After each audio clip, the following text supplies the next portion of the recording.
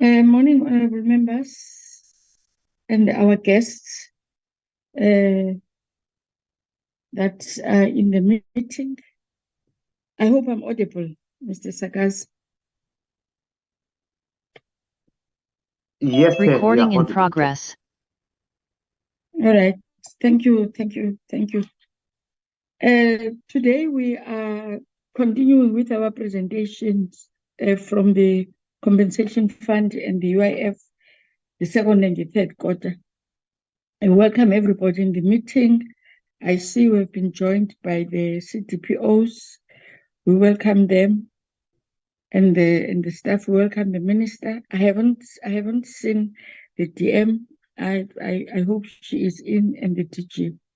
I don't want to be wasting time because we all have a problem of load shedding, and that we have got other members are in parks.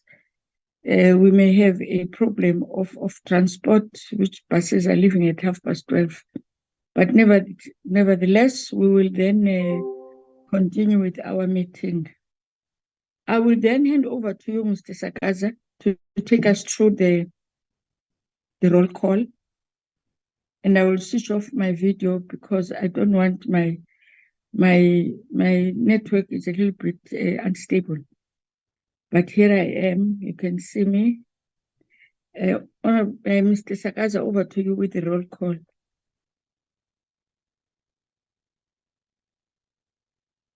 Thank you, Honorable Chair, and good morning, Chair. Good morning to all the members, and good morning to the Minister also. Chair, today we have the following members. We've got Honorable Chair, we've got Honorable Bagram, Honorable Ligor, Honorable Mkondo, Honorable Ndabe, Honorable Kado, Honorable Nonsele. And I see now, Chair, Honorable Dana is also joining in. I haven't received any apology, Chair.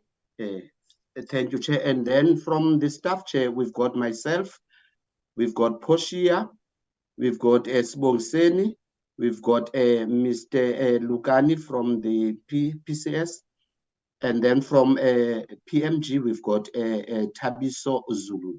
Thank you, Chair. And then from the DG side, the department, Chair. Thank you, Chair. Thank you, Mr. Sakaza. DG, your team. Good morning, Chair and the honorable members. My video is refusing today, Chair. Terrible network where I am. I apologize for that. I'm here with the acting commissioner of the Unemployment Insurance Fund, Ms. Fazana Fakir. And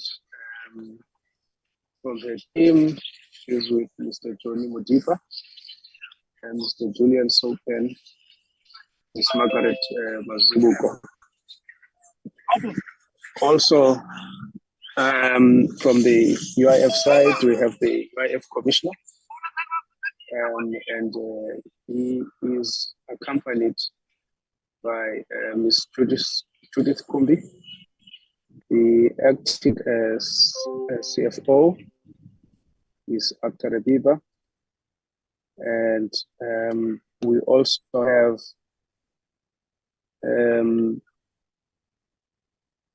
from the ministry, we have Mr. Lumkom Timde, who's advisor to the minister, Ms. Onkem Jo, Chief of Staff, Mr.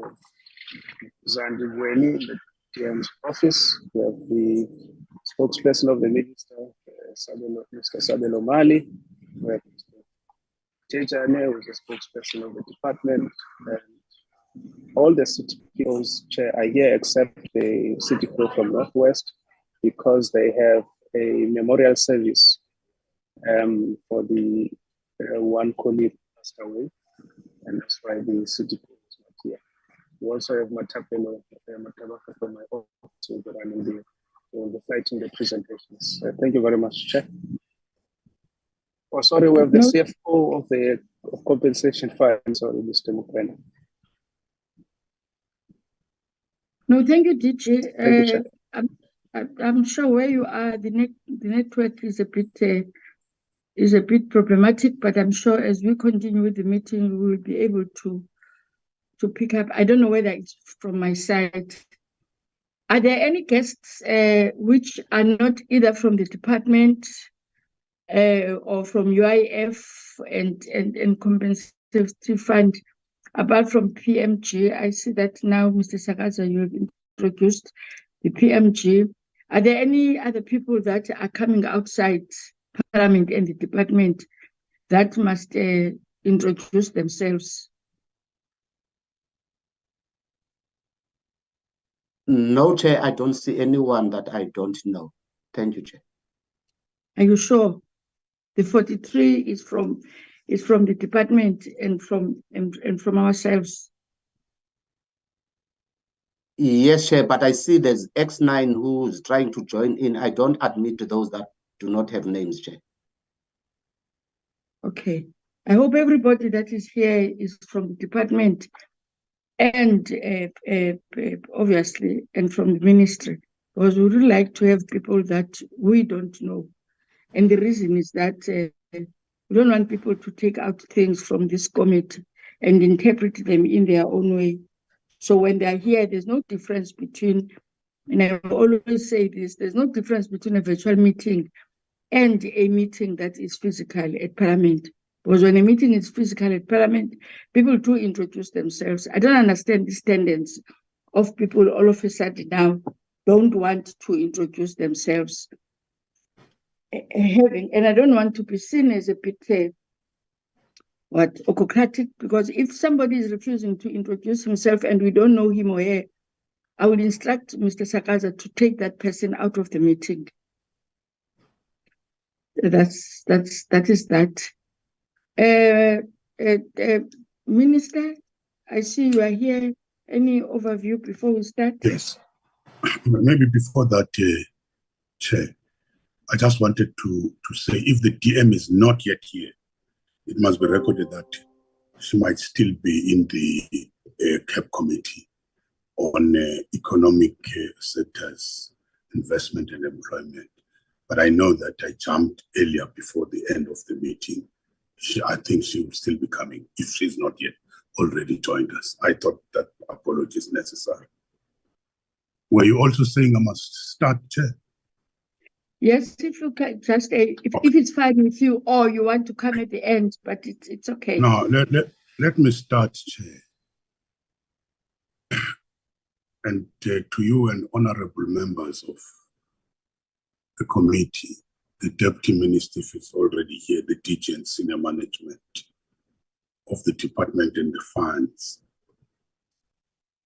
Again,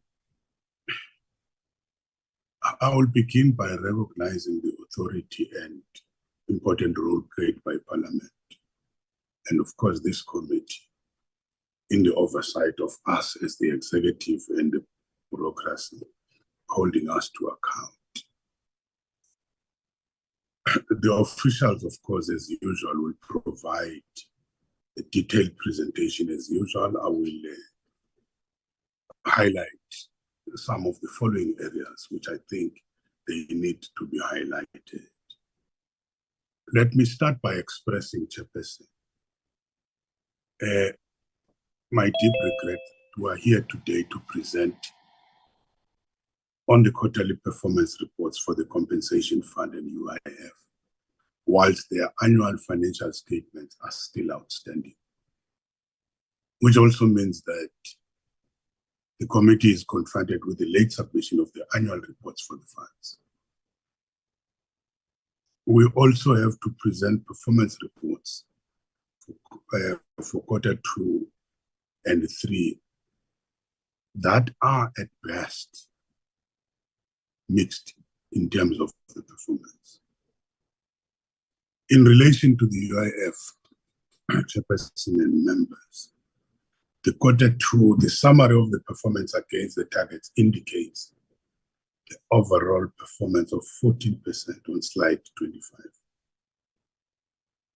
More encouraging is slide 61, with the clear evidence of the implementation of the AG's audit action plans. We might not yet be there, but there's a clear commitment of us following those audit action plans. On Q3, there's evidence of improvement with the overall performance at 57%, which is on slide 27. Again, with clear signs of progress in the implementation of the AG's audit plans, that is on slide 74 and slide 78 here.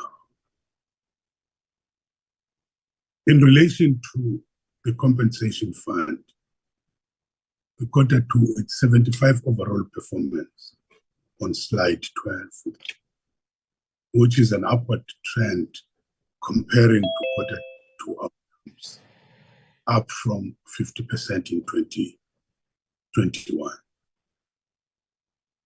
On Q3, it's 50% overall performance, that is on slide 12. But unfortunately, a downward trend comparing, Q3 outcomes down from 75 over the last 2 years. Let me hasten to add that chairperson and members who have not sat idly by or sitting idly by and during this worrying time. From the department and the funds, the following have been initiated.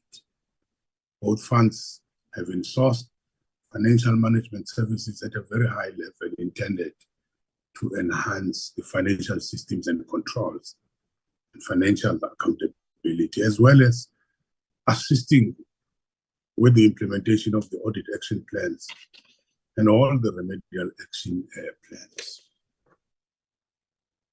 We are awaiting the forensic report from the compensation fund, and we will implement its recommendations as required, as well as, of course, sharing its contents with the portfolio committee. The fit for purpose analysis by PwC is now completed, and we're currently studying its contents closely on the basis of further interventions. Clearly, there will be short-term issues, medium-term, and long-term issues. We will again share this with the committee when they give us an opportunity to come and present. We would like to present to them. But the report provides consolidated organizational architectural review implementation and recommendations that cover the strategy, the structure, the people, the process, and technology. I think on technology, we are found wanting at this time of a digital transformation all over the world. So the Organizational Architecture Review Project, it serves as the first step in the achievement of the objective of creating centers of excellence in the funds, and comprises, chairperson, 3 critical work streams. The strategy and process, a diagnostic evaluation of each fund strategy and processes, including the deep dive into their respective customer journeys. That is how clients experience the fund services. Secondly, is the technology, a diagnostic evaluation of the business continuity management. That is disaster management and the cybersecurity, which has become very rife.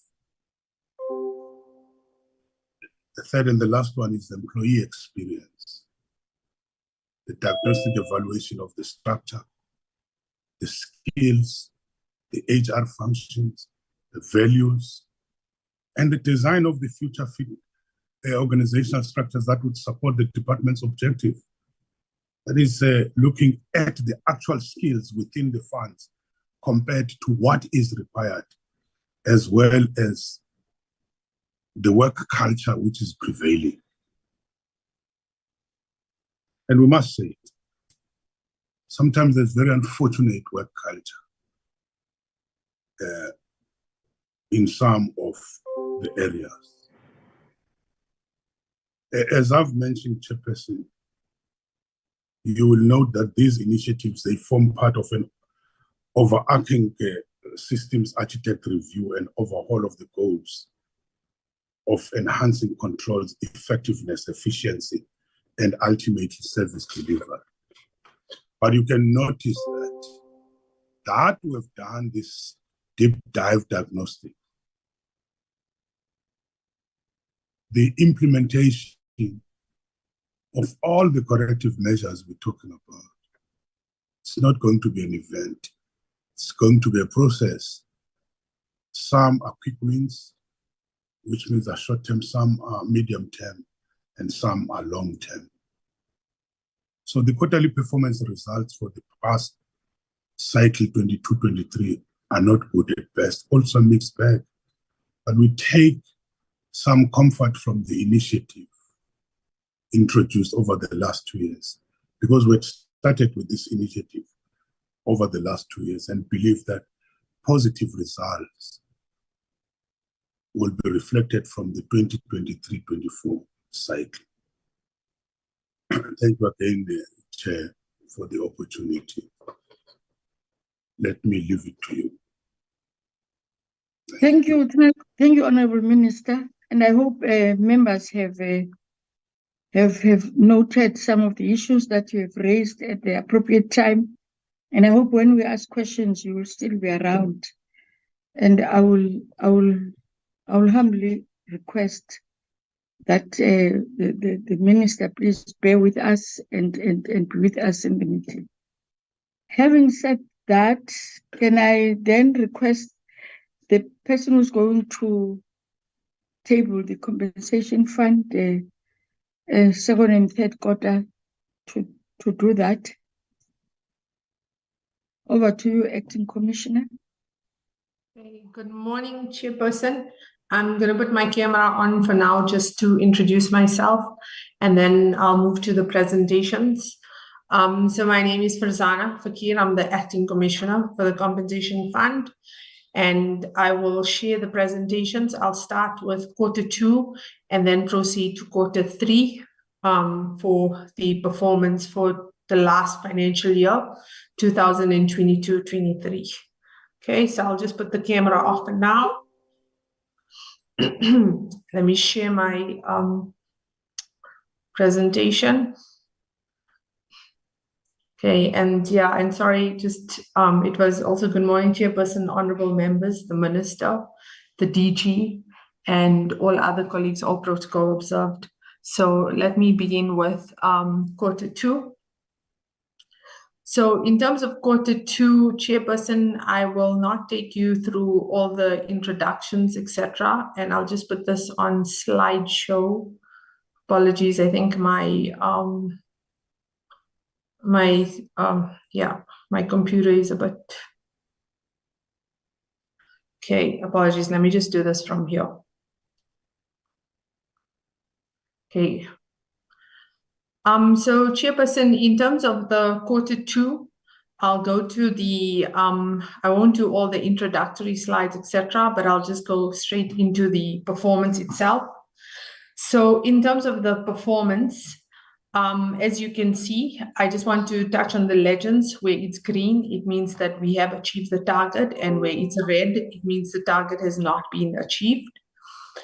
In terms of our quarter 2 indicators, so if you look at this column, we have, in terms of programs, we have 4 programs, starting with administration, COID services, medical services, orthotics and rehabilitation.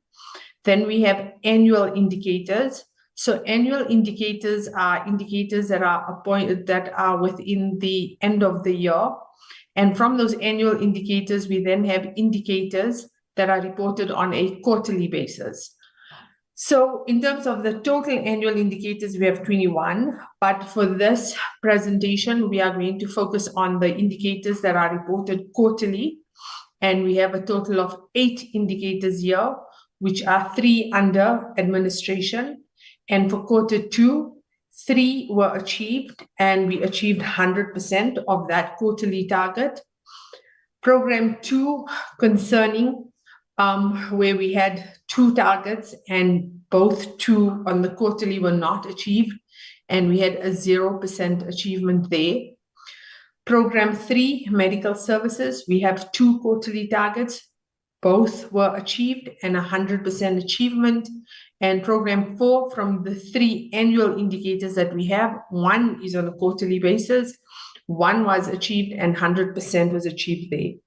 So from a total of 8 quarterly targets, 6 were achieved and 2 were not achieved, therefore putting the fund at 75% overall performance for quarter 2. Okay, so now in the next slide, what I'm going to do is I'm going to go through those particular individual quarterly targets and where we did achieve them.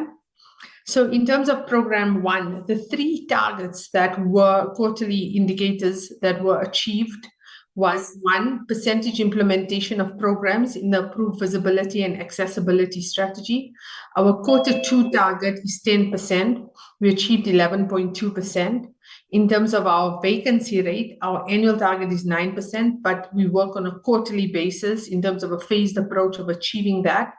And our target there was 13.3%, and we achieved 12.78%. So just to provide clarification to honorable members in the chair, this indicator can be a bit confusing because your target is 13.3%, but then you achieve 12.78%. You'd expect that in a red, but that's the vacancy rate. So in vacancy rates, you do want the percentage to actually be less than the target, whereas in other indicators, you would like to see the target either being met or being over. Okay, so just in case that question comes up there for that clarification.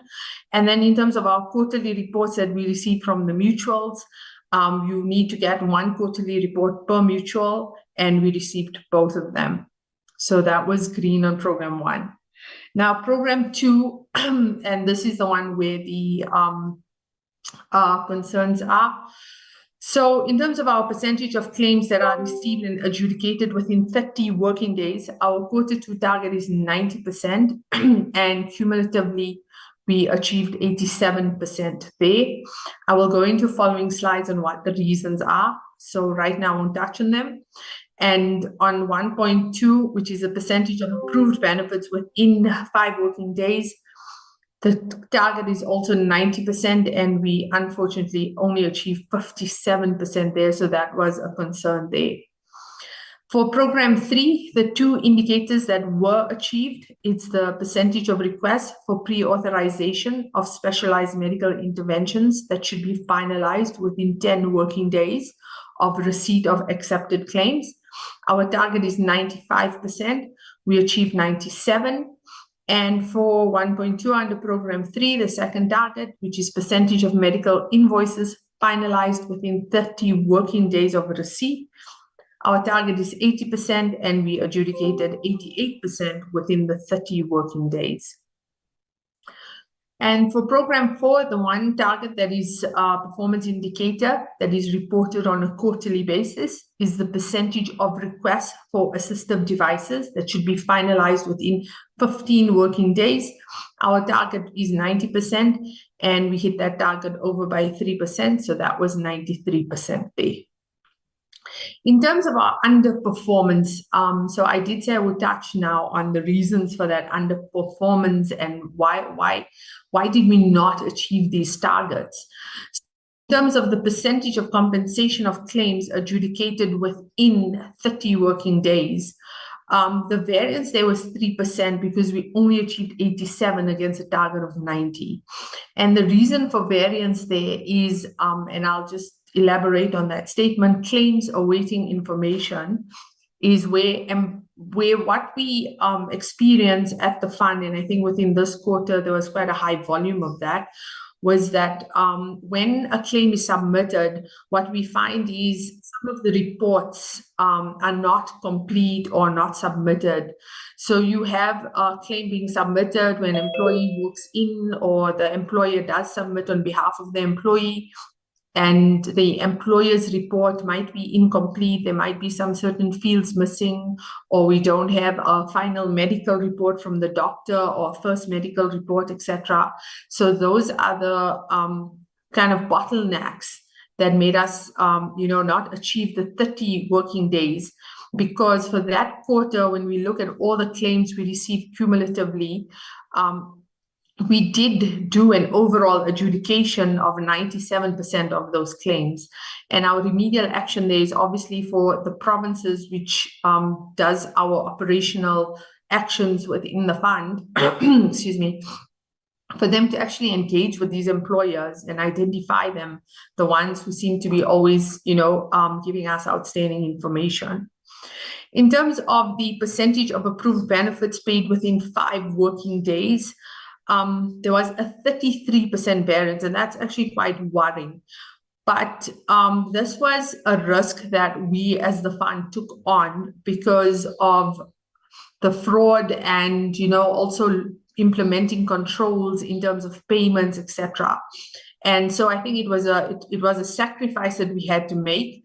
And we started then also, what we started doing is we started institutionalizing, the quality control of approved benefits, right? So we started implementing quality controls for claims and invoices, etc. And we also were I think when you're also starting a project, you can expect, that kind of delays, etc., because you're also trying to see now where should we have these quality controls, either after the claim is approved by operations and before it goes to finance, or before the claim is actually approved in terms of the adjudication. Okay. So if you look at performance trends, like the minister rightfully pointed out, we did have an upward trend compared to previous financial years, in that we did see a 75% improvement from 50% to 60%. And that was a positive in terms of Q2. In terms of the performance by indicator, we also look at trends there. And what we found was, for the claims, for the 90%, obviously you see there, you can see all of those achievements there. So that was in terms of the graphs there that I've spoken to. But here's the actual trend that you can see now. So in terms of the claims adjudicated, we did not achieve that target for Q2. It is a concern, but you can see an upward trend from 72 to 79 and then to 87%. For benefits paid, we see a downward trend, but obviously this is a sacrifice that we felt we should take to implement controls, especially in regards to payments and what the fund is experiencing with fraud, etc. And in terms of the pre-authorization of assistive devices, we see an upward trend, maybe a bit, I think, and then constant. And for medical invoices, upward trend from 2020 to 21, and then stagnant here from between the 21, 22, and 22, 23 financial years. And for assistive devices, also an upward trend from 2020, 21, and then I think being a bit stagnant there from 95, 93. Okay. So also as the fund, as you are aware, the provinces carry out our operations, whatever is required from the injured worker, from the MSP in terms of the invoices, the employers, they go to the labor centers within the provinces. And so as the fund, one key thing we do to monitor and see where exactly maybe we're lagging behind or some support is needed in terms of provinces, that's why we look at actual provincial performance. Now, for the target of the claims received and adjudicated within 30 working days, where we see a a gap in especially is Gauteng that did not achieve that target. Limpopo and Mpumalanga worrying there with 71%, and then Western Cape there with an achievement target of 85%. So those are the ones that brought down the performance there. This one I won't touch on it a lot because I know time-wise, Honorable Chair, also there's a bit of a challenge. But I would just want to say that, as you can see within the 80% of medical invoices, all the provinces performed there.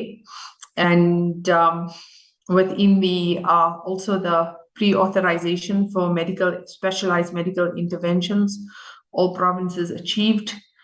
And within the assistive devices, although we did achieve the target, what we did see, apologies for going to the next slide, what we did see, and that's in red right there, we did see that Gauteng did not achieve the overall target, and neither did Northern Cape there. And what we do with these provinces, when we identify and monitor the performance, we do go and give intervention and head office intervention to identify what those challenges are and to address the issues in terms of performance. So I think the slide in the conclusion, which is what I've stated in my first slide, is that 6 indicators were achieved and we had a set target of 85% there. Okay. So I will then go on to the Q3 chairperson. Should I go into the Q3 one? Yes, please. Okay, thank you. So Honorable Chair, Honorable Members, Minister DM and DG all protocol observed. This is the Q3 for the compensation fund. I will go immediately to the slide that is of utmost importance. As you are well aware, green means it's achieved, red means it's not. So Q3 saw a regression within the fund's performance, which was very concerning. And that regression obviously being brought by Program 1, which pulled us up. And now they have not achieved 2 of their 3 quarterly targets. Program 2 remaining still at 0%, instead of us seeing an improvement there from the interventions. And Program 3 sitting at 100% and Program 4 at 100%. And therefore, out of the 8 quarterly targets, only 4 achieved, putting our performance at 50%. In terms of the indicators, how did we miss the mark there? So for the visibility and accessibility strategy, our target was 15%, and unfortunately, we achieved 12%. Our vacancy rate, our target was 11.6%. And as I've explained before, for clarity, here, when the target is, when the status, the percentage is over the target, it's a worry. It should not be over, but it should rather be less because it's vacancy rates. And that one just missed that target by 0.26% since we're sitting at, 0.2% since we're sitting at, 11.86. And then the quarterly reports, I think that's standard, so we achieved that. In terms of the performance per indicator for Program 2, you now see an 83% achievement here, okay? And for Program 5, we do see an increase from 57 to 61%. For the other indicators, they stay constant in regards to Q2. You see 98% and 89%, which is quite constant in terms of what we saw in Q2 for Program 3. And then Program 4 also, you see some consistency here also with the pre-auths for assistive devices, and we see 92% there. Okay, so let me get into the reasons now for the Q3 poor performance. So as concerning as it was, obviously we just missed the mark there on the visibility and accessibility strategy by 3%. And this was also due to a podcast that was within that quarter that we should have achieved, but we had not been started or initiated.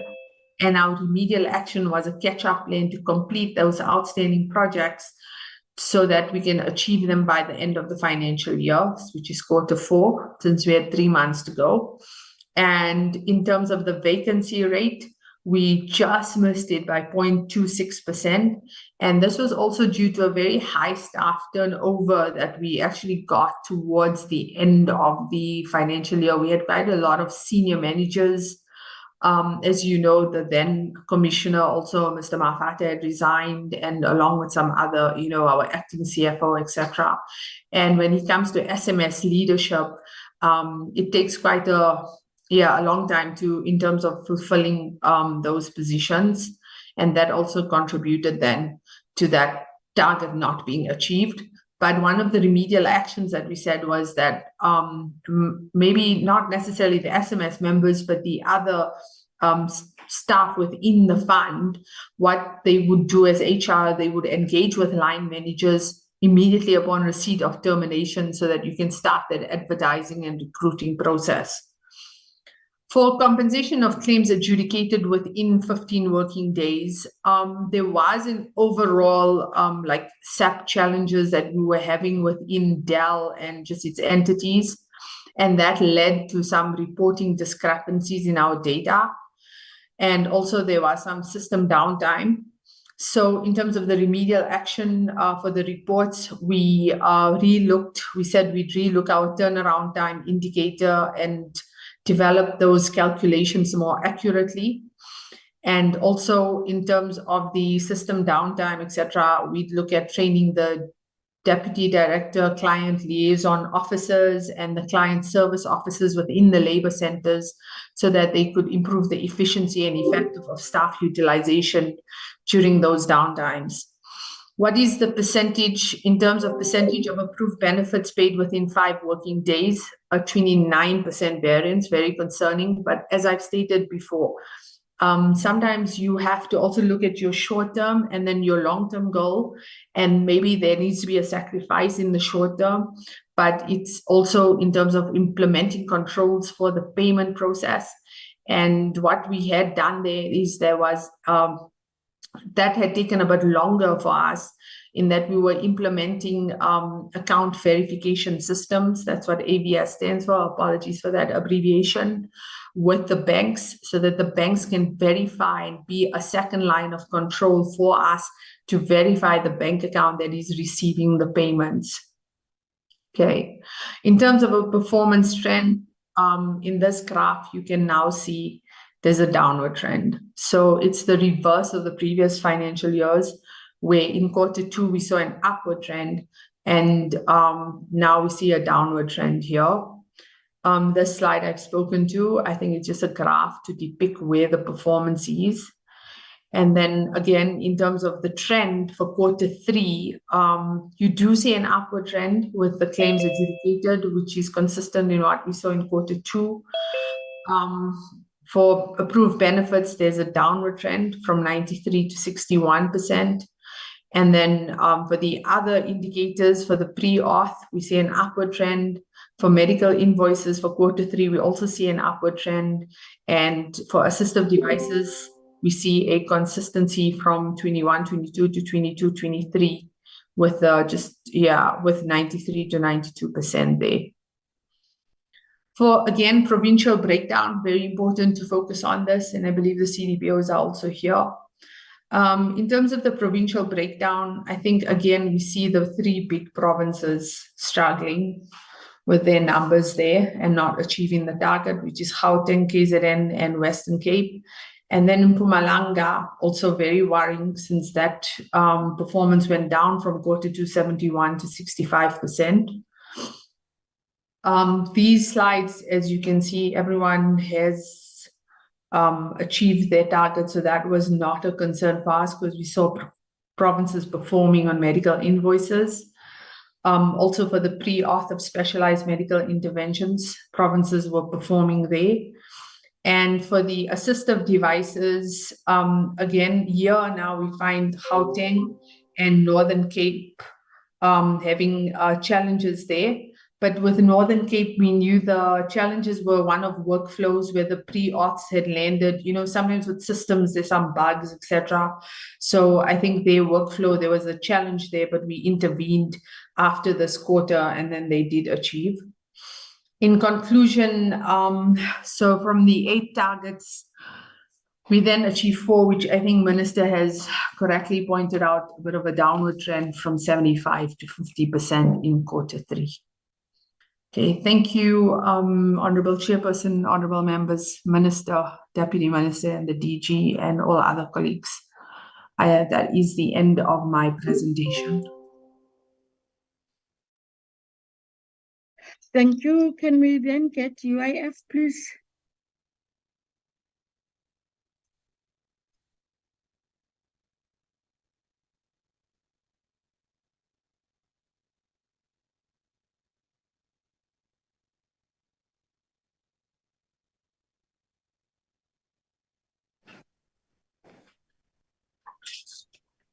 Morning, Chair and members. This is Tebo Maruping, the UIF Commissioner. Member Tabucha will be flagging the presentation for me just now, Chair.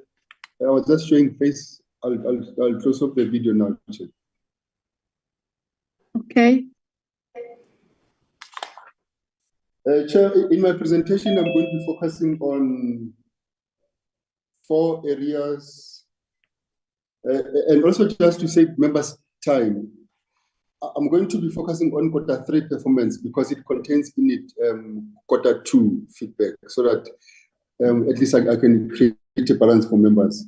I'll be focusing firstly, Chair, on the 12 priorities that we had presented last year to the audit, to the portfolio committee, because we felt that those areas are critical, because we had realized that there were certain areas in the fund that needed attention. So if you can just go to slide number 7. The first priority, Chair, that we were concerned about, as the ministers highlighted, was the performance of the fund that we wanted to track. I can report now that we've been tracking, when I'm comparing where we are now, where we were last year, and where we are now, our performance has improved significantly. Now it's figured 72%. If you can go to the next slide. Slide 8. What we also wanted to track, Chairperson and members, was the financial position of the fund, because we're equally concerned about having paid 64 billion rands during COVID, and also paid during workers affected by business arrest and workers affected by the floods in KZN, that the fund might not be in a financial sustainable position. And therefore, we felt it was important to track how the fund was performing financially. And we've seen there's been an increase in our contributions by 5.7%. Income in our investment has also increased by 21%. We've seen an increase as well in our interest earned on our investment portfolio by 25%. We're able also to transfer 1.4 billion rands into the coffers of PIC in that period to strengthen the portfolio. But we're also at the same time tracking our interventions on the labor activation space. Here we want to lift up so that members can understand that we've preserved 7,500 jobs. But what does it mean to preserve 7,500 jobs? It means UIF has been able to save 2.6 million rands, 2.6 million rands in contributions that we could have lost had we lost these jobs. But at the same time, had we lost these jobs, we would have paid 506 million rands in benefits payment that would have paid to beneficiaries. So preserving jobs does has a ripple effect, and we wanted maybe to bring members up to speed on this development. Slide number 8. Next slide, ma'am. Slide 9. On slide 9, Chair, I'm just highlighting here some of the technologies we've introduced. I think, Chair, if you recall, you've often complained about it, the number of complaints that the portfolio committee members are receiving, the number of issues that has been raised. And as part of us dealing with those, on slide number 9 was Matapelo.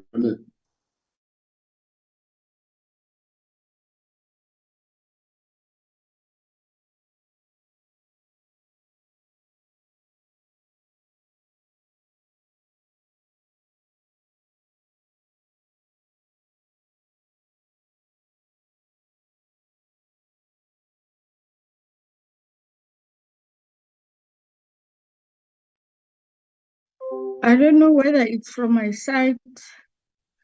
I can't hear your voice. Me It neither, went Chair. completely silent. Completely silent. You are silent, Commissioner. Thank you, Chair. Can you hear me now? Ah, We much better. Now we can hear you, but you must Much start better. where we lost you. I think we lost you in this Yes, page. I think it was on slide.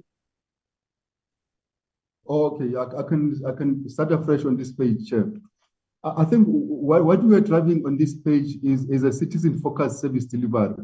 And most of these activities, Chairperson, were triggered by the engagement with the portfolio committee. By the engagement with the portfolio committee, to an extent that now people are able, when they submit their claims online, they can attach documents. We're engaging with Absa Bank. We've introduced a solution on the Absa ATM for security reasons. Now people are able to pull certain documents from the Absa ATM. They're able to pull documents from the Capitec ATM. And we are going to be rolling out more services on those platforms as we're engaging with Absa and Capitec. And we'll be moving to the other banks as well, so that we can have that integrated approach to our service delivery, because we know that most of our customers, they receive their payments via the banking environment. If you can go to the next slide, Osmatapelo, slide 10. The other thing that we've also introduced, slide 10. Thank you. What we've also introduced, Chair, are some of the technologies to enable us to provide service more quicker. The USSD is the key one, where you can use your 100. You said slide 10, sorry. Oh, okay. Yeah. I wanted to correct that because we're on 11 and you are speaking on slide 10. Yeah.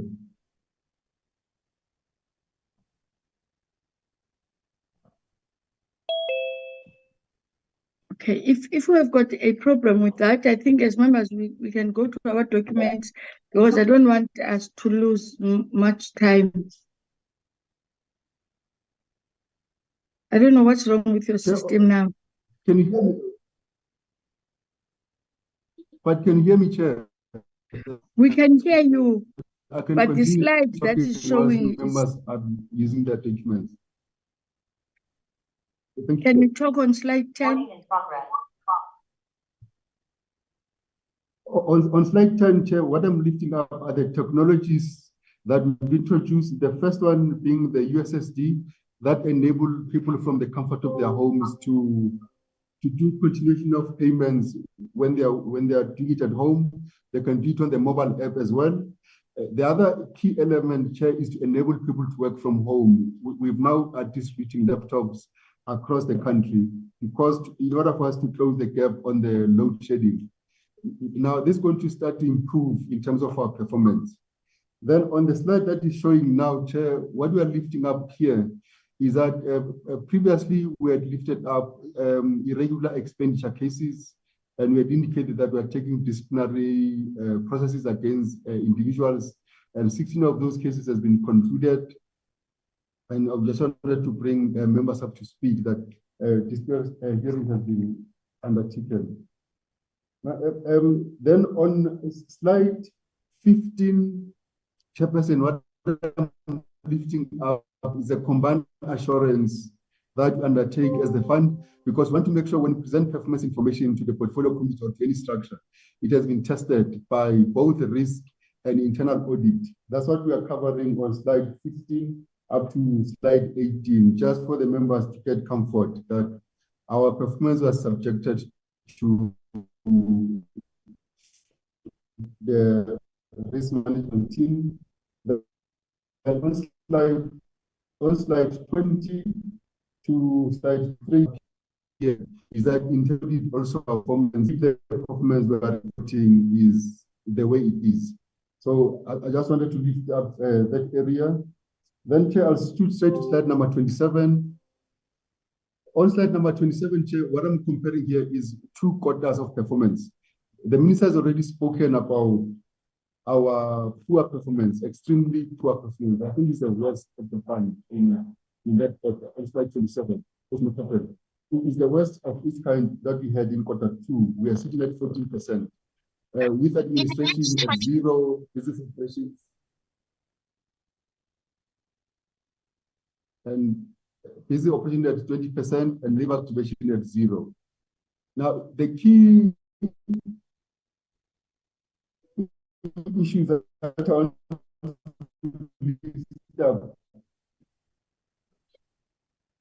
Chairperson is Busiso Mdabe. the key issues I want to lift up, Chair. Yes, Honorable Mdabe. Sorry, Chair, we keep on losing the commissioner, especially from slide 20. We couldn't hear much in terms of the underperformance. If we could maybe repeat on that. Thank you, Chair.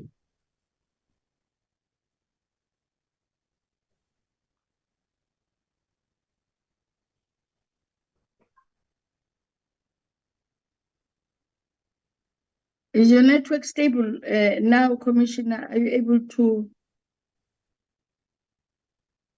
We have lost you now. Can you hear me, Chair? No? We can't hear you. Can you There's hear me, something Chair? wrong with your network. There's something wrong with your network. Your network is not stable.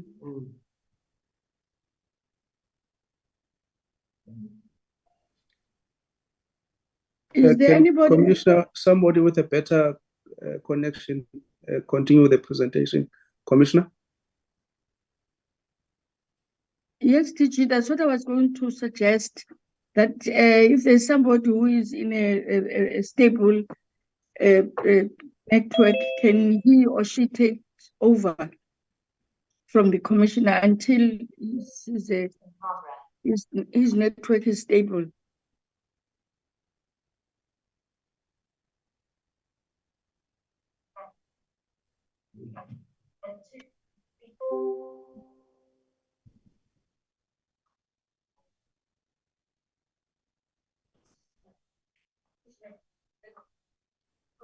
Now we are stuck. Did you? Any intervention?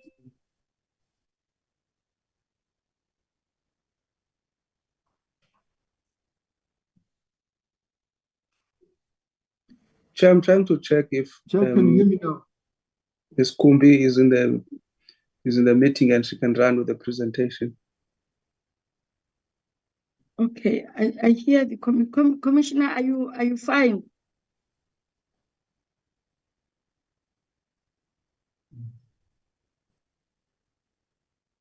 Chair, can you hear me now? We can hear you. From my side, I can hear you, but you're not stable. Your network is not stable. Is there anybody who can assist you with the presentation?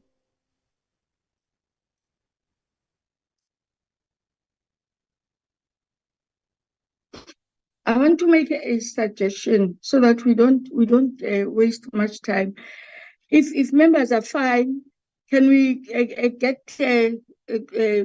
get questions from compensation fund, and then quickly come back to UIF, or ask questions, because we did receive documents on time, because this thing of Mr. Moroping of getting lost is really going to eat onto our time. Are members fine with that suggestion? Yes, Chair. That's fine, Chair. Okay. And if Yes, we can't, if we can't, we will also ask questions on UIF on the issues on the other areas where he didn't manage to get to make a presentation. All right. Yes, Chair. Yes, Chair. I'm unable to raise that yet. Okay, so it's Honorable Nonsele. My hand is up, Chair. My hand is up, Chair. So is mine. Honorable Now what? It's Honorable Nonsele, it's Honorable Dana, it's Honorable Mkondo, it's Honorable Kato, Honorable Ndabe. In that order. Honorable Nonsele. Thank you, Honorable Chairperson, and good morning to you, and good morning to Honorable Minister and the Honorable Deputy Minister in absentia, our honorable members and guests, and the DT and its team. Chair, let me first appreciate the presentations as made by both Honorable Minister as well as by the presenters from Compensation Fund and as well as UIF, notwithstanding the limitations on UIF. Chair, with regard to, firstly, I would want to appreciate the briefing, the update that Honorable Minister has made, particularly with regard to the developments relating to the UIF jobs matter. What, however, was outstanding from his input was the extent to which interventions or steps taken with regard to consequence management, if any, that have been taken. And if not, what are the reasons for delay? So if Honorable Minister can, in fact, elaborate more so that we have a totality of the picture of what currently is being done within his office and as well as within the department with regard to this subject matter. Secondly, Chair, is with regard to the issue of compensation fund. On compensation fund, particularly with regard to pages 15 and 27, the account which has been given by the acting commissioner with regard to low performance is that they have decided to make sacrifices so that they in fact ensure quality control and other related matters. And the consequence of that has been their inability to meet set targets. Then the question would be, how long will the issue of the sacrifices will be undertaken? And the extent to which this is going to impact on their ability to, in fact, to have a positive or an improved audit outcome. If she can come in and just explain on those practical areas. However, we appreciate and congratulate the fund for the progress made so far, taking into account that they are still new, particularly here. With regard to your UIF, I think, Chair, I wanted to make a suggestion because it looks like the commissioner is unable to make a presentation and we are unable as well to get anyone to replace him. That we perhaps consider either allowing him to do a special presentation so that we have sufficient time to hear him, notwithstanding the fact that it would be a bit of an inconvenience to many of the members. But if circumstances like this are in fact arises and we don't have an alternative other than him, and he is unable to communicate directly with us, then we consider such. Thank you, Chair. Thank you. Honorable Dana. Thank you, Chair. I've asked this before. I just want to know if there's been any movement on this. What is happening with the COID Act and its implementation date? I know the acting commissioner said that she would get back to us, so I just want to know if there's been movement on that. And then I've been getting inquiries with regards to the increase of the compensation fund pensioners' pension. I'm not sure if that increase has been implemented. I just want to confirm and if possible, when that increase will be implemented. And then I'd like to know what is the status of the rehabilitation regulations. I know that public comments have been given, and I just want to know what the process is there and what the estimated timing of the next actions are. Chair, then the minister mentioned a problem with regards to poor work ethic in some departments, which is a very big red light for me, and I'd just like to know what is being done about this. Has it been concretely identified, and are there any consequence measures implemented regarding that? Is there a plan with that to improve the work ethic of those departments? And then with regards to UIF, I'd just like to know if there are any more open UIF TERS claims, or has all the TERS claims been paid out? Because I've been receiving quite a few inquiries about people still waiting for their TERS claims for quite a number of years now. And then finally, I'd like to know again when we will be receiving the report on the Tuja Capital Fund matter. Thank you, Chair. Thank you, Honorable Mkhonto. Good morning, Chair, honorable members, the Minister, the Deputy Minister, the DG and his team. Chair, let me welcome the presentation of the compensation fund because I'm a bit left behind when it comes to UIF. I have a bad reception myself. Chair, I think we have to commend the compensation fund. It feels today, after a long time, we are having an objective presentation of the status quo. We are getting a true reflection of the status quo of the fund, not the end of the financial year surprises that we've been subjected to, of disclaimers when the AG comes in, yet the presentations had been looking very closely and we being misled in the process. I, for the first time, feel, Chair, that this presentation is a true reflection of what is going on at the compensation fund. But then, Chair, the COVID services at 0%, maybe I don't understand. If it can be explained as to exactly what are the causes of the 0% performance when it comes to COVID services. I'm also worried about the vacancy rate because, Chair, that will impact directly to the services to the people.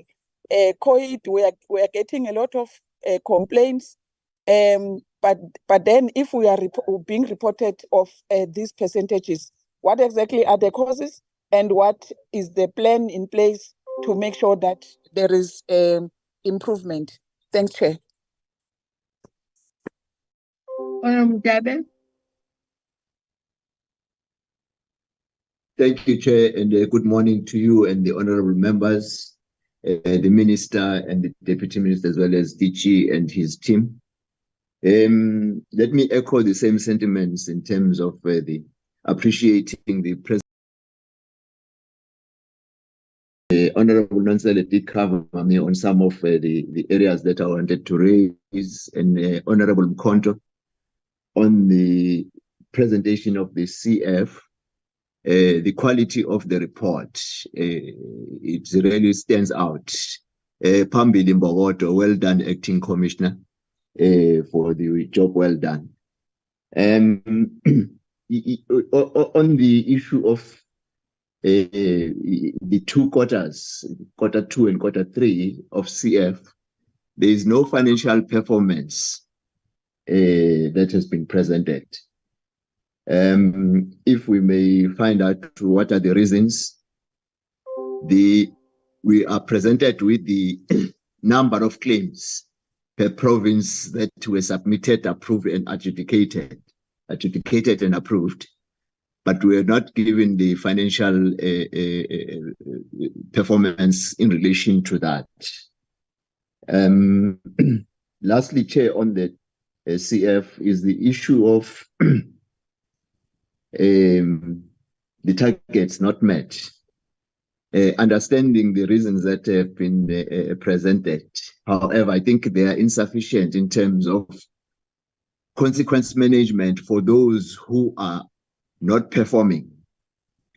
We see that the three major provinces, KZN, Gauteng, and Western Cape, they are underperforming.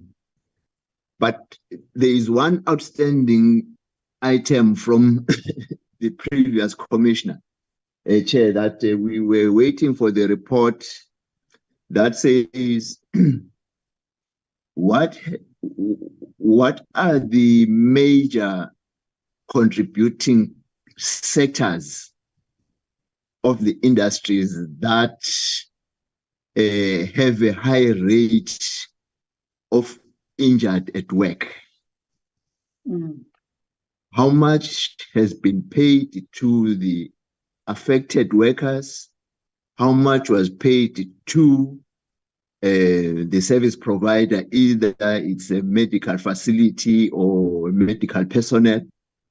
If there has been payment to a middleman, how much was paid? If we can be just given at least top five per province, so that we will then understand whether the policy positions that we have taken as government does have an impact in terms of the safety of workers in the workplace. That's the information that really has been worrying us, that we are not getting that information, so that we would have an understanding whether do we have to then look in the issue of the policy, or is the issue of the implementation of the policy that needs to be taken care of. Thank you, Chair.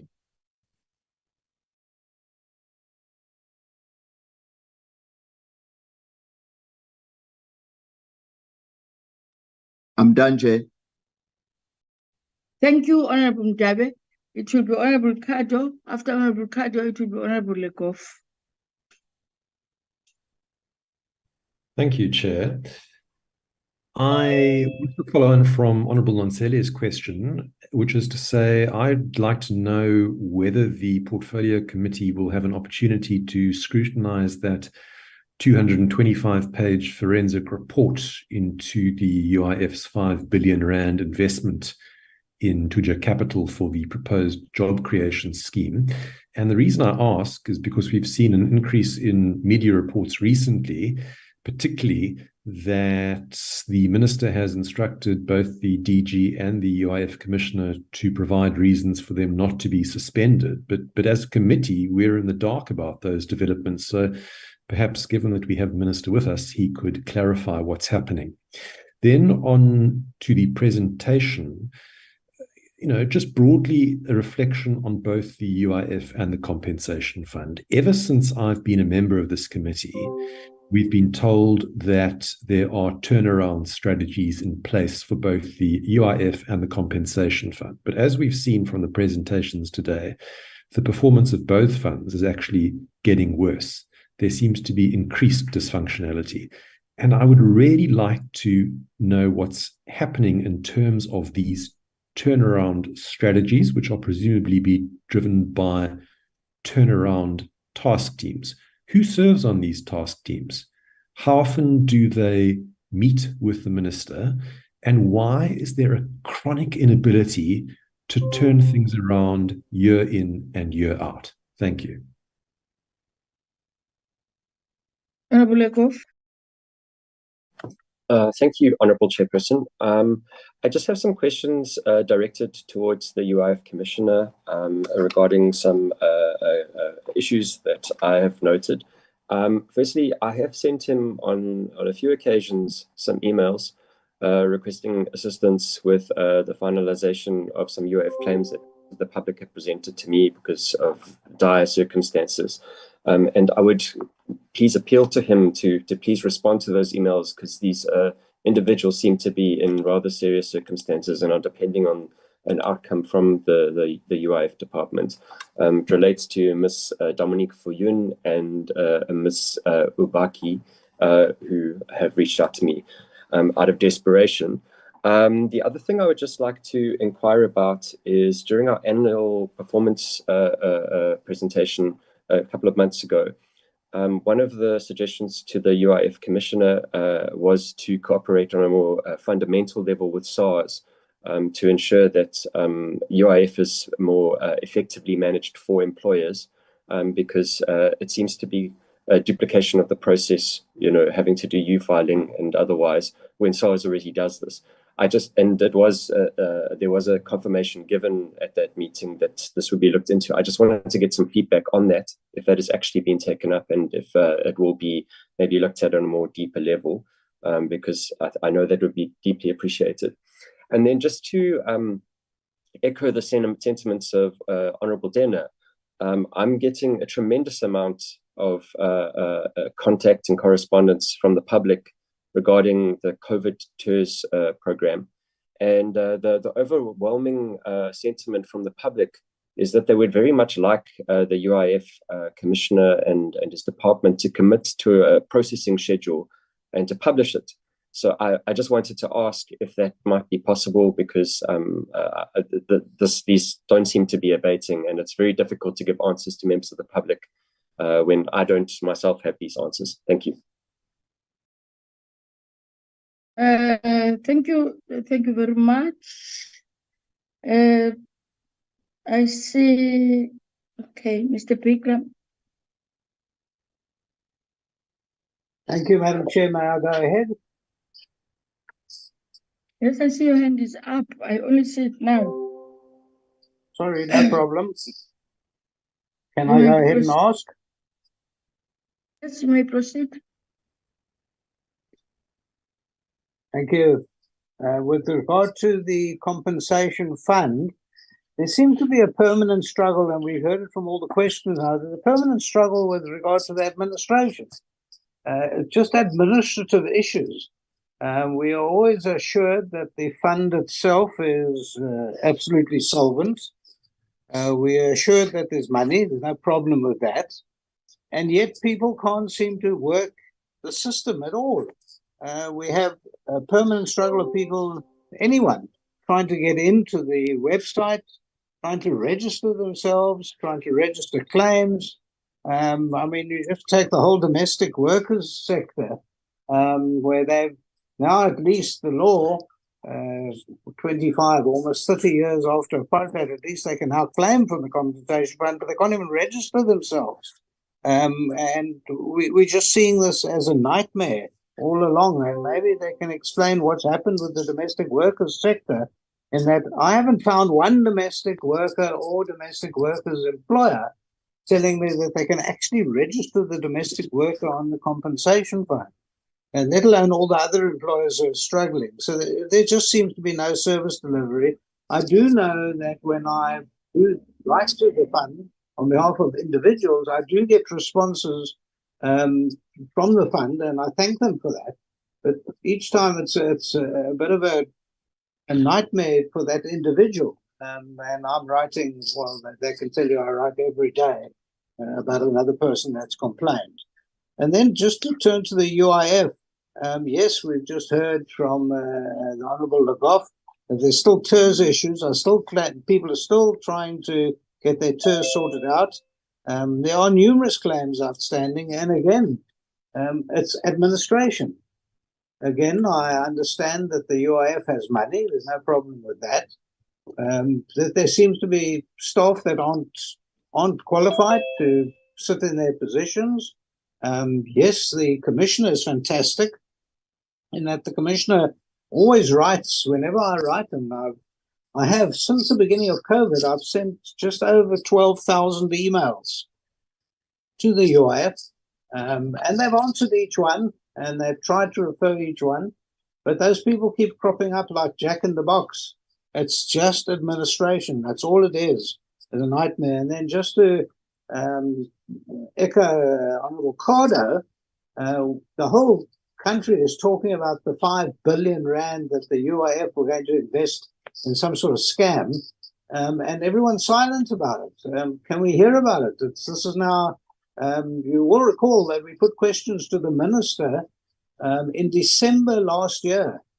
We're now in September, and we've heard now through the press that there was an investigation, that there is some wrongdoing, that the ministers asked for questions as to whether people are going to somehow suspend the DG and the commissioner. We need to know about it. There's a lot of talk out there in the public, and they keep asking us as members of the Portfolio Committee. So thank you for that. Thank you. I do have some questions and comments, but let me just reserve. I won't ask questions because I don't want to be seen as being defensive. I will then allow in particular, the commissioner for the acting commissioner for the compensation fund.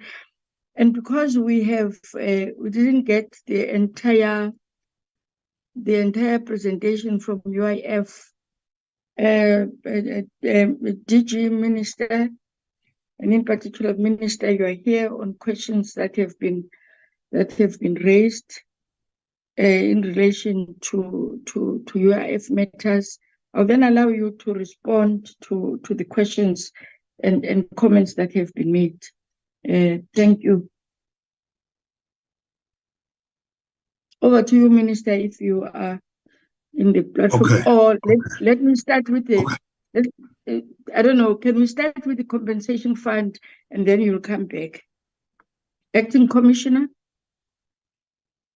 Hey, thank you, Chairperson. Thank you, Honorable Chairperson, honorable members, the Minister, DG, and the DM. And all protocol. So I will start with Honorable Nonkele on his questions related. I do understand he asked on the consequence management, and that was directed to the Minister. So I think the Minister will then answer on that. But on the compensation fund, and especially the point where I said there was low performance, but it was a sacrifice that we endured, and how long would it take? So by the end of Q4, and especially the beginning of this financial year, we have seen now that we are achieving this target. So it was for the past, you could say, 6 months that we took, and I know it's quite concerning because you feel that if we're not paying benefits within 5 working days, is the injured worker, what are they suffering? Is the medical service provider in terms of their cash flows? What is the impact on them?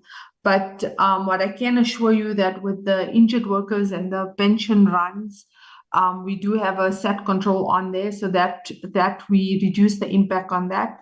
And there was an impact on medical service providers. I think as Honorable Nkoto said, I also have to be honest in terms of the true reflection of what is happening. But at the end of the day, what we did do is we did do a communication to providers on this impact to them and what the delays were. I do believe Mr. Mafata did sign off that, I think the DG also on that impact there. But it was also to ensure that money that is due to the service provider goes to the service provider and not some fraudulent account. But we are looking at also how we improve. Currently, right now, we are looking at also how we improve in terms of those turnaround times there. In terms of Honorable Dana, yes, any movement on the COID Act. So, as you know, the President signed the Act into assent on the 7th of April, 2023. It does give us a duration of 12 months or so to, in terms of implementation. And in terms of the implementation date, we are targeting January 2024. The reason for this is with the amendments, we have been reviewing those amendments. We have prepared, etc., and we do have an action plan. So with the action plan and the dates, I think the one reason why also, as you have pointed out, the reason for implementation on 2024, there's two things you have to take into consideration. So it's the regulations themselves. The regulations are drafted, and as you know, the rehab regulation was published. So those regulations must be published. You must allow 30 days of public comment, and then we review those comments, which we are doing now with this rehab regulation. There's also another 2-3 regulations that we need to publish. And that is why the implementation date for gazetting is January 2024. And then we're also improving in terms of our operations, our SOPs and our systems, etc., also have to be updated in terms of the amendments here on the Act. In terms of, so in terms of that, I think I've given you a date, January 2024 there for gazetting, which will make sure that the operations, regulations, etc., all are finalized when that date is gazetted. And then in terms of the rehab regulations, the estimated timeline, we had a workshop last week to discuss those comments. It was quite a lot of comments that we got, because I think that, as you know, I think with everything that goes out for change, etc., you know, there's just this human nature where employers and everyone is fearful of what that impact is on them. So we're trying to address those comments to also give assurances in terms of the implementation of the rehabilitation program. So with that, we are going to finalize those comments by end of October. In fact, we're sitting now again in the first week of October, and hopefully then my legal team will advise us on how we then communicate those changes. For the pensions, Mr. Sopan, who is the head of COID, who is responsible for the increase in the pensions, he will answer, but before he does, I am aware of the delay in the increase, which is unacceptable. And what I can assure you is that the consequence management is going to be applied for that delay on the increases there. But Mr. Sopan is here, and he will confirm to you the date for that pensioner increase. Mr. Sopan, if you can come in before I take the other honorable members' questions, please.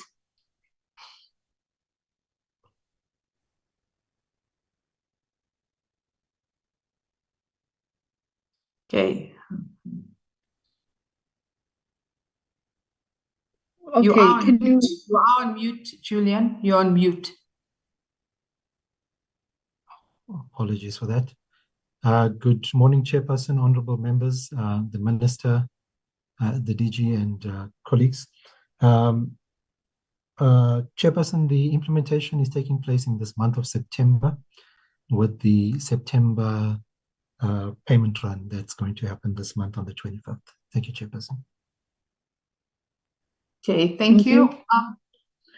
And then, so on honorable, oh yes, okay, I think the poor work ethic, I think you directed it to the minister, but I think it's something also at the fund we are looking at and we are focusing on right now in terms of consequence management. For Honorable Nkonto, thank you for commending us on the presentation. I think you are, yes, in terms of the performance, it is worrying. It's very worrying that this is what our performance is. And they are, and I think also it's a reflection, especially on the claims or the complaints that you are getting in place.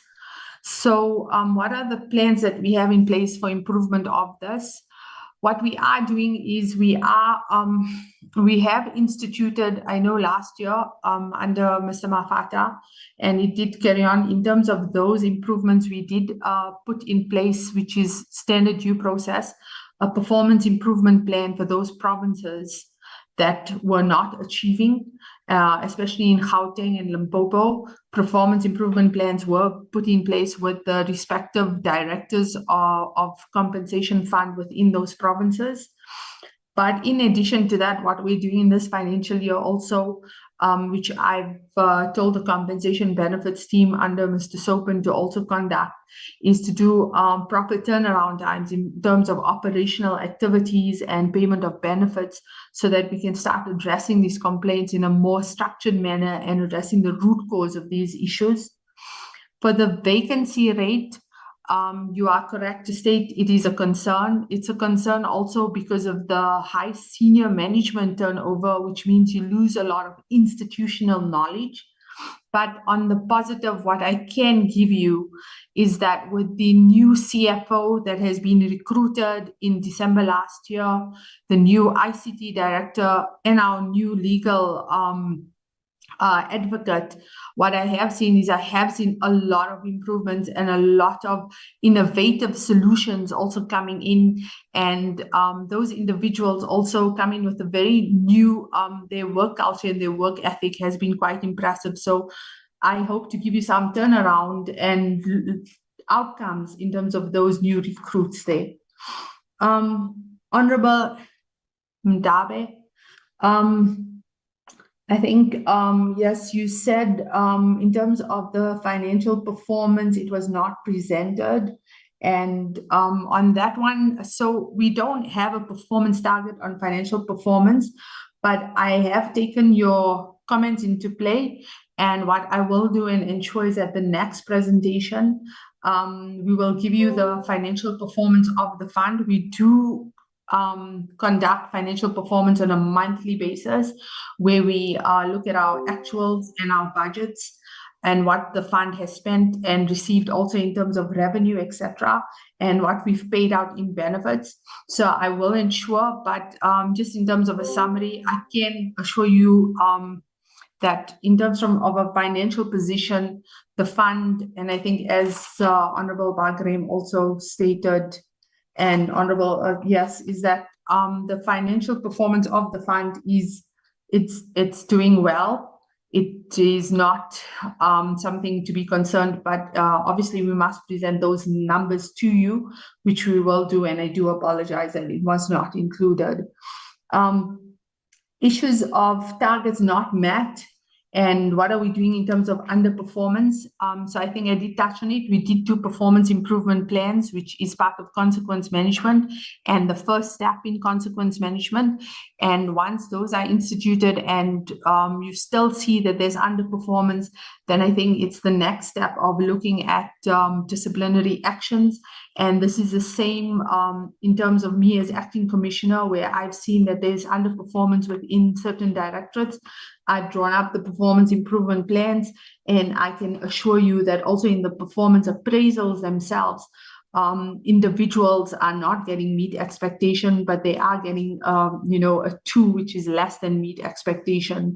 And that is the first step in consequence management, which I have started instituting and also directed all the chief directors that individuals under them cannot be meet expectation when the fund itself is underperforming with its targets.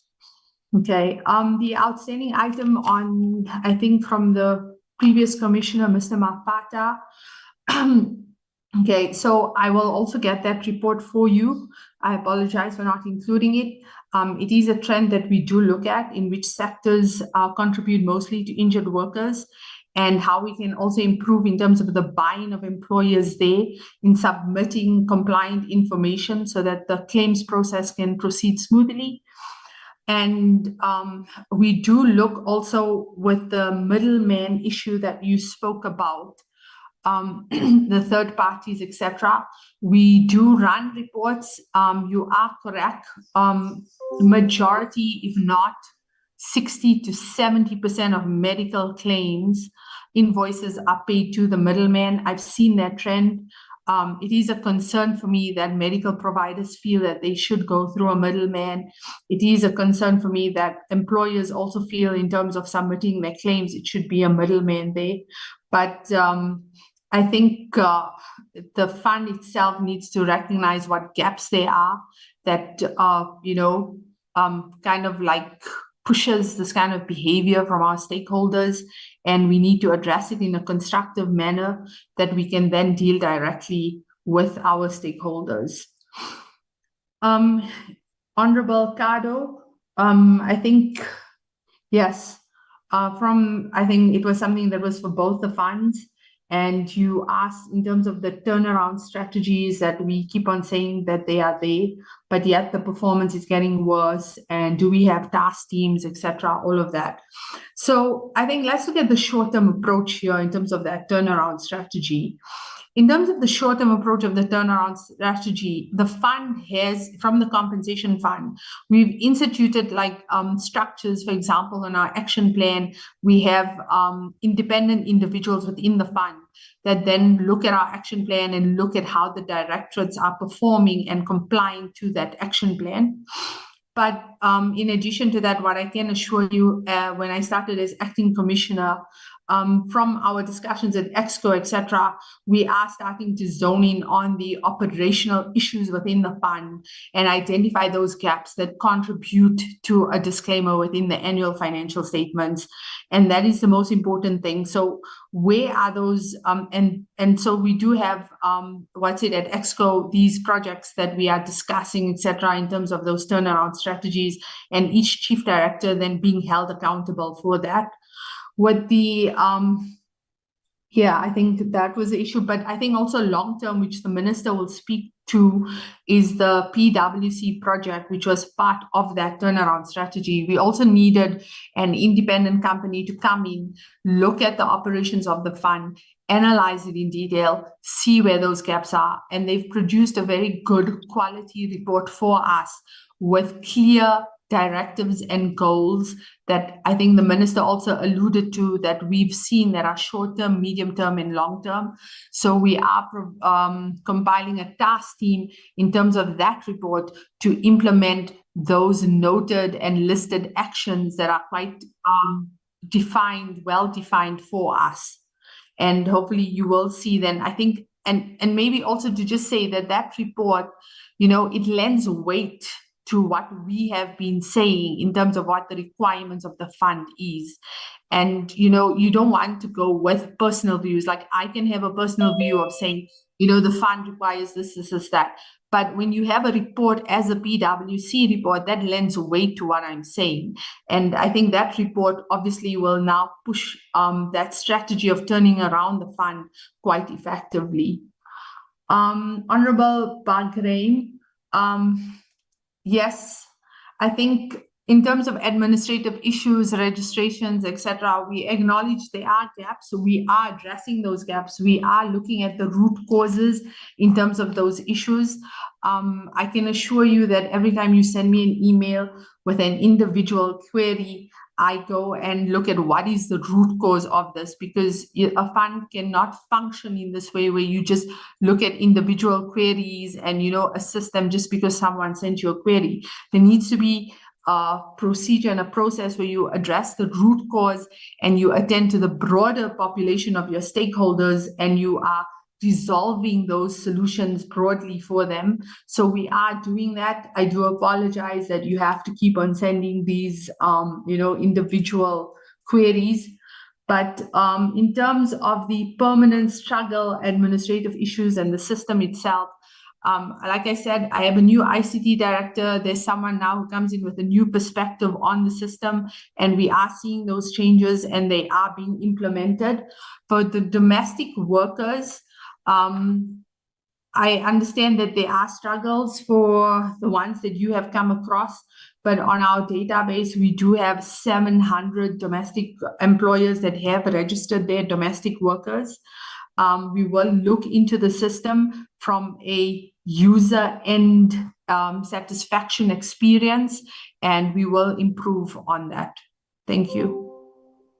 Thank you. Thank you very much. Acting, can I now hand over to the minister?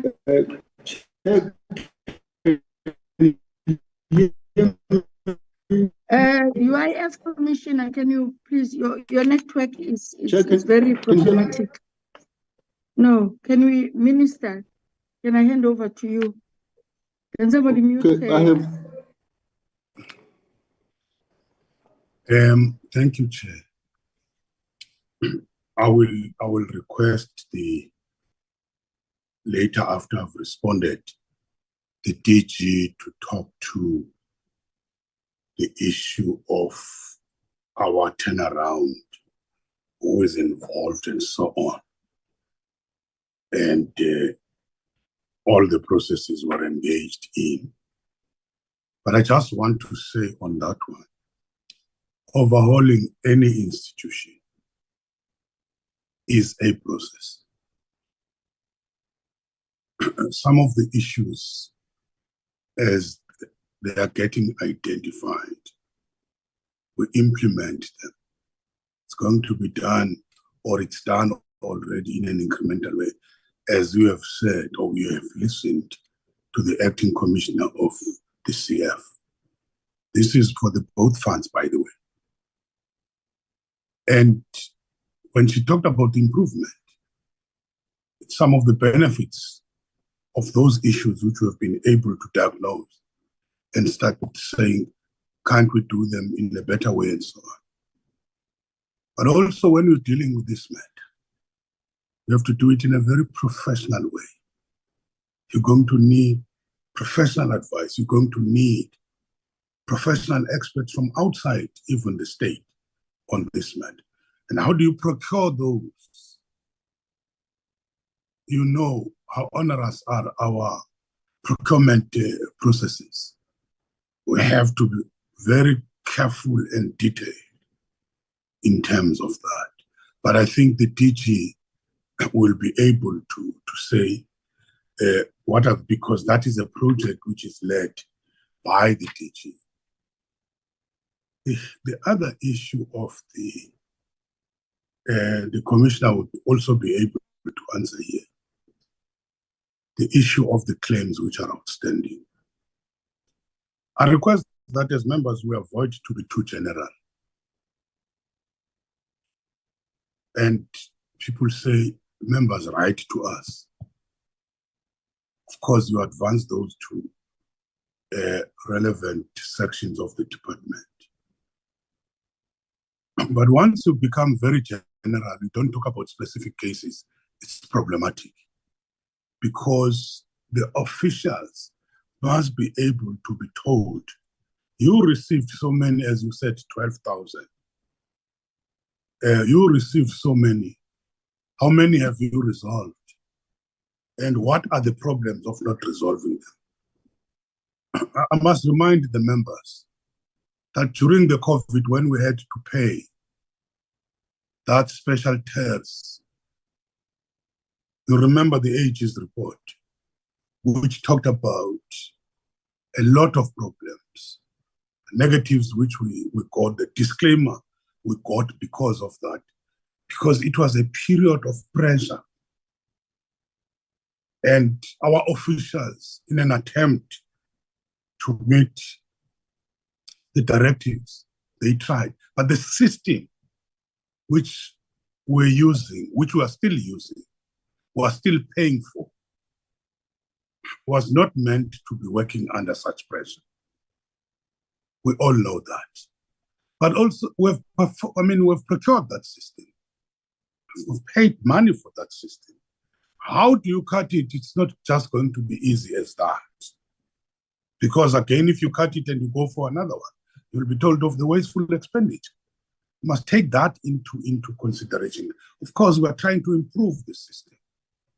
And part of the issues which are being raised by our diagnostic, they are talking directly to this issue of the issue of the system. And they are also talking about the issue of the structure, the skills, the whole Asian function and the values. But what we need to understand, even if you have to apply consequence management, the first start of that is to talk about corrective measures.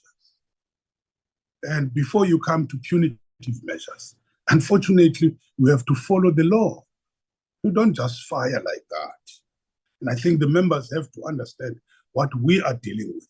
And if there's a deep problem of skills, You have to be sure of the skills which you are going to be recruiting and what you do with the people who are already inside.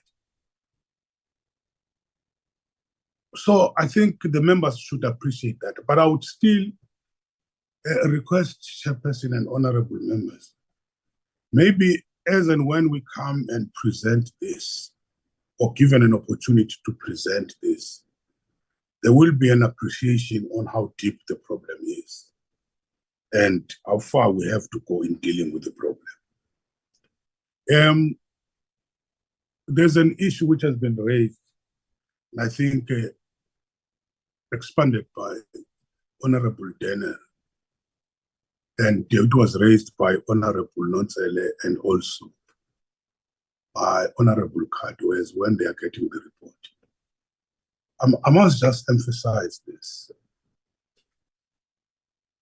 There is no way that we can refuse to give the report to the committee at the right time.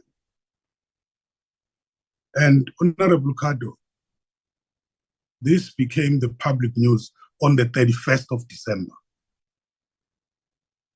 It's not like sometime last year. No, on the 31st of December, 2022. And you know what is happening with many institutions, both public and private. That January, half of January becomes a dead man.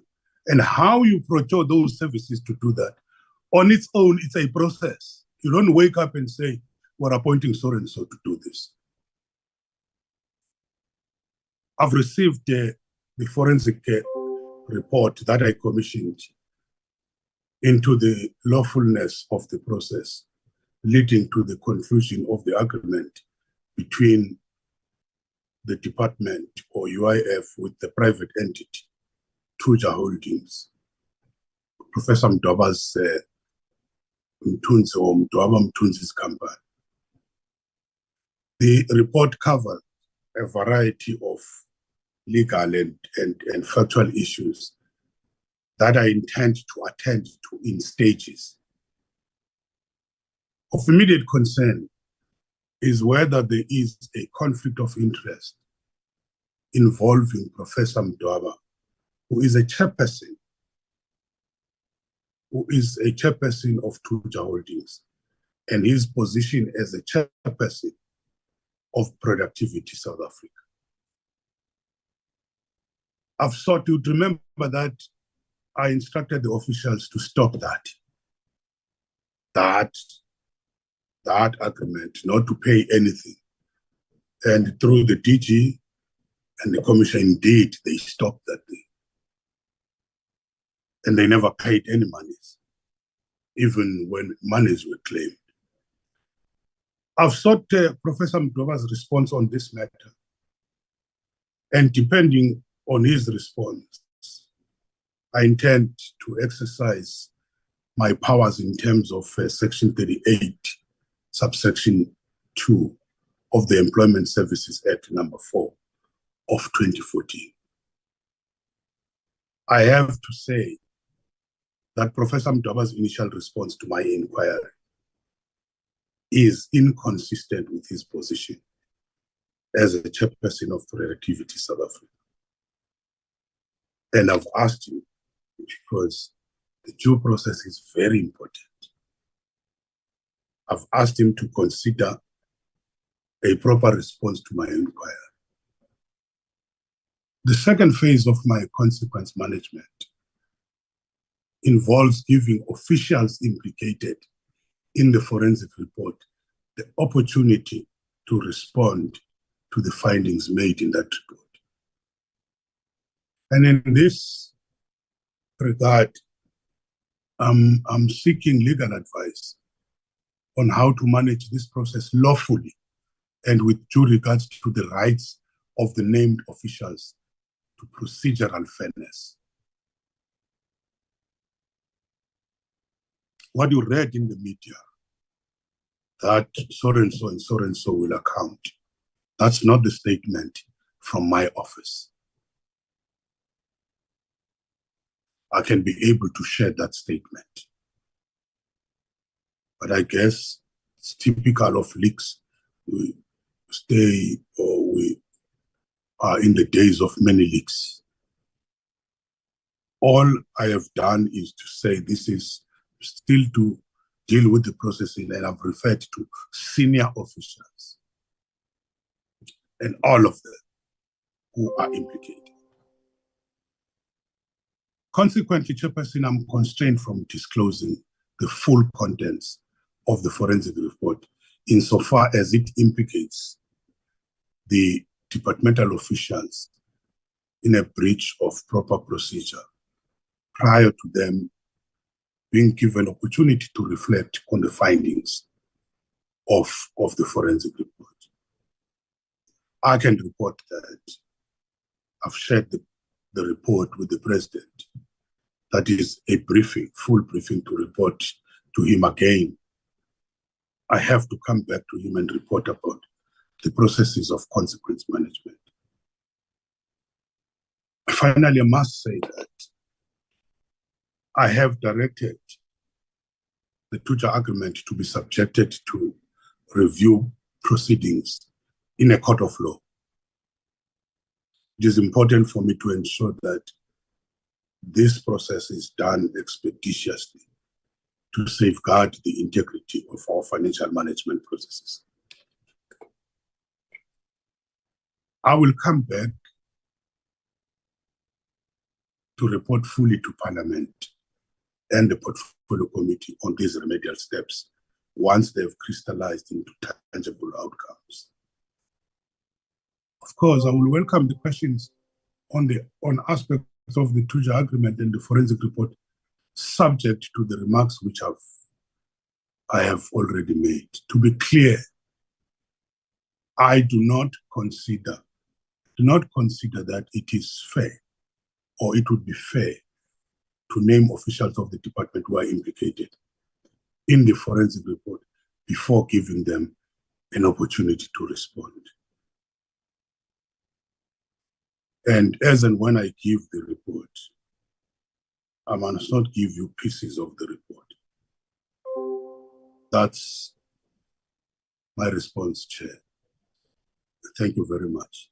On the other issue of the processes of the turnaround, I think the DG can be able to say that because he is driving and managing that process. Thank you. Thank you, Minister. Thank you. DG, are you able to will be able to respond to the areas taking into account that we're racing against time?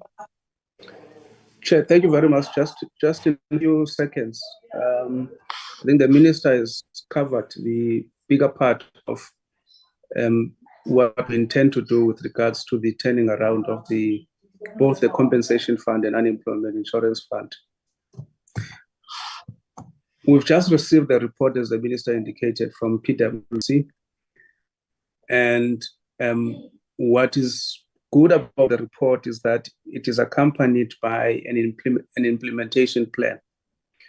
So what is expected of us now is that we need to set up a strategic implementation unit that will work on this. And the Minister indicated this unit will have to be, we'll have to source out resources from the private sector, especially in areas that specializes in insurance, investment, and all those areas that are relevant to the operations of the two entities, UIF and the compensation fund. So we are in the process of doing that, but of course we also have to appraise the cabinet that we are embarking on this route, and to that effect, we will be presenting to cabinet a CAP memo that will be appraising cabinet with regards to the work that we are about to embark on in terms of changing the fortunes of the two entities. There's another work that is underway, which is a project called unbundling. Remember, the two entities are heavily tied to the Department of Employment and Labor to a point that these two entities don't have employees. All the employees are from the department. And that's why we have to ask National Treasury to give us GTEC to assist us with the unbundling, because that also has got cost implications. So we are busy doing that, and that will, of course, will have an impact on the PwC work or report that we've just received. So, Chair, as Minister indicated, when the time is right, we will come to the committee to give a full details and the implementation plan, and who will be assisting us to drive the implementation of the changes that we want to effect at the two entities. Thank you, Chair. Thank you, DG and the Minister. I hope we have we are able to be attentive in terms of the response that we were given on a matter that we've always been